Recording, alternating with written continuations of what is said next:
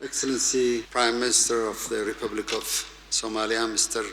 Saleh Ahmed Jama, Excellency Calver Gatete, Ambassador, of course, Executive Secretary of the United Nations Economic Commission for Africa, Dr. Fatima Farouk, Secretary General of Badia, and of course, Madam Secretary General of UNCTAD, Excellencies, Ministers, A Commissioners, Executive Officer of AFC, Mr. Zabar, and delegates from businesses and financial institutions. It is my distinct pleasure to welcome you to Addis Ababa for the 9th Africa Business Forum. The theme of this year's forum, Financing Africa's Future, Jobs, Innovations for Sustainable Transformation, is both critical and timely. Ambassador Gatete, you're right. Whenever I'm invited by any UN agency here in Addis, I gladly accept the invitation, because not that some of us here served within the UN system, either representing our countries or within the UN system itself.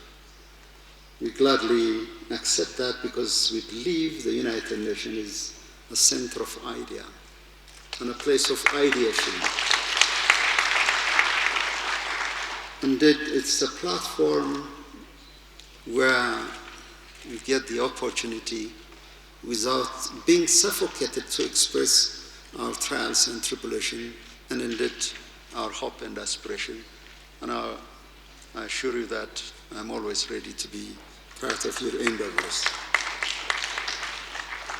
Our Agenda 2063 designates young people as the primary drivers of Africa's renaissance. It also envisions the ending of youth unemployment and the marginalization of young people.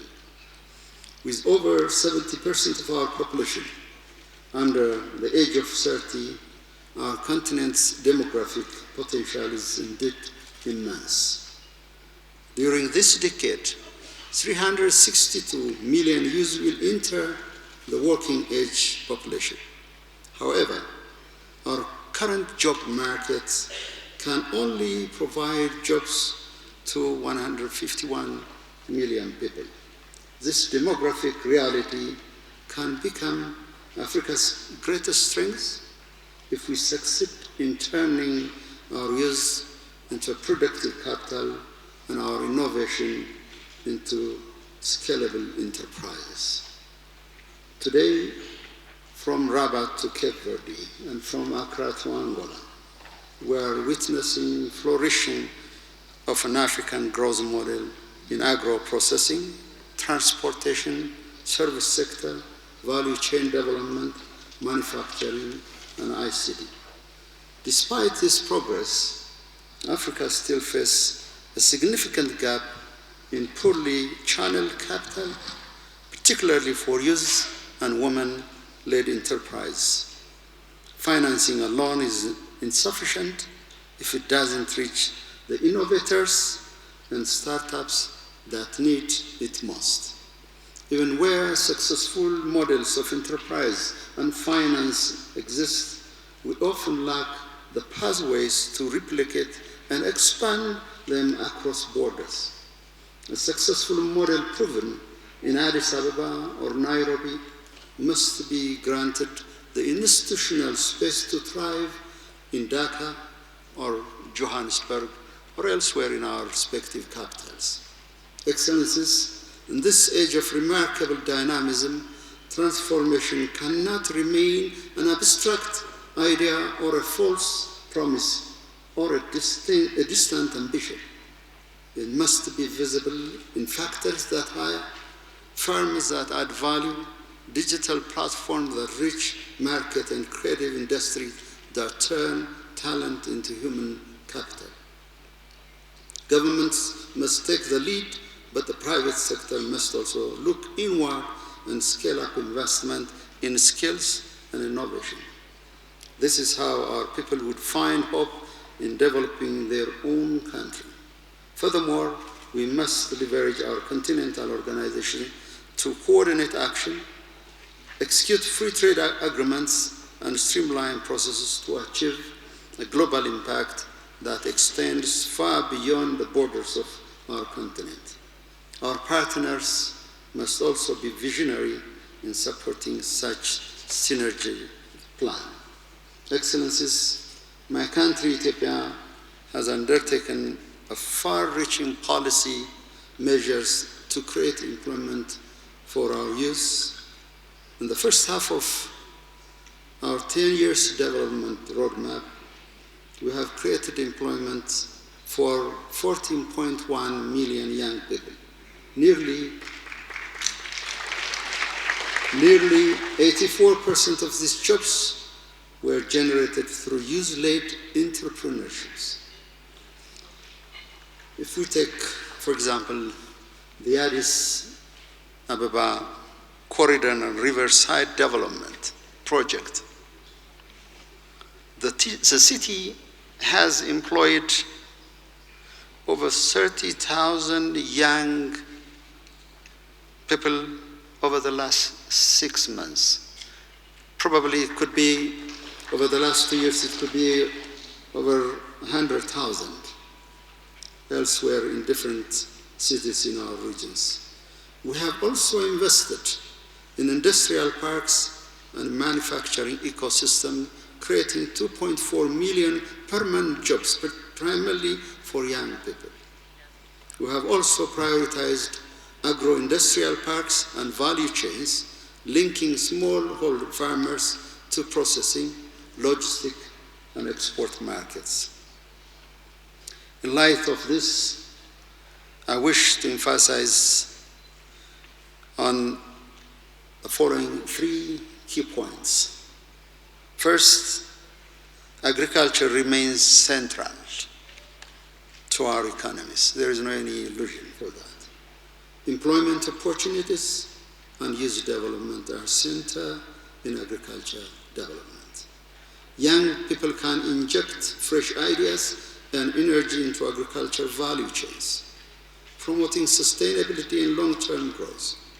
Encouraging youth participation in agriculture is a critical driver of agri-food system transformation in Africa. Our agriculture must be transformed into a more productive, appealing, and innovative sector. While we're coming here, and as mentioned earlier, we're having a brief conversation with a young lady who is processing cocoa. That is indeed an initiative, an innovative idea that would definitely transform our respective countries, building on our resources, adding values. Why do we have to travel all along and get the pleasure of having chocolate elsewhere rather than we can have it just in our neighborhood and in the midst of us? So this kind of initiatives must be encouraged. Second, we must institutionalize youth and women first risk frameworks. I call for the establishment of specialized windows that de-risk investment, provide fiscal incentive and legal environments, particularly for women and youth-led startups. It is encouraging to see growing progress across Africa in codifying support for our young innovators. For instance, Ethiopia recently issued the Startup Proclamation. Under Digital Ethiopia 2030, we adopted a national accelerator program providing seed funding, international exposure, and mentorship, such as the initiative that we have training 5 million coders that help in developing digital skills and at the end of the day, creating job opportunities. This digital agenda also envisions global collaboration hubs to foster co-production between Africa and diaspora markets. Third, we need to harmonize national startup laws and macro, small, and medium enterprise policies with the African Continental Free Trade Area. I call for the creation of Pan-African Innovation Corridor, where a startup or a macro, small, and medium-scale enterprise certified in Addis can access markets in Accra, Cairo, Lagos, or anywhere in our respective capitals without undergoing cumbersome validation and unnecessary bureaucratic hurdles. Finally, I wish to commend the UNECA for organizing this forum. I call upon all stakeholders in this room to commit to Africa's growth and the empowerment of its youth. There is no greater legacy than the cause of making Africa ready to thrive and excel. With this, I declare this forum open, and I wish you a productive session. I thank you for your attention.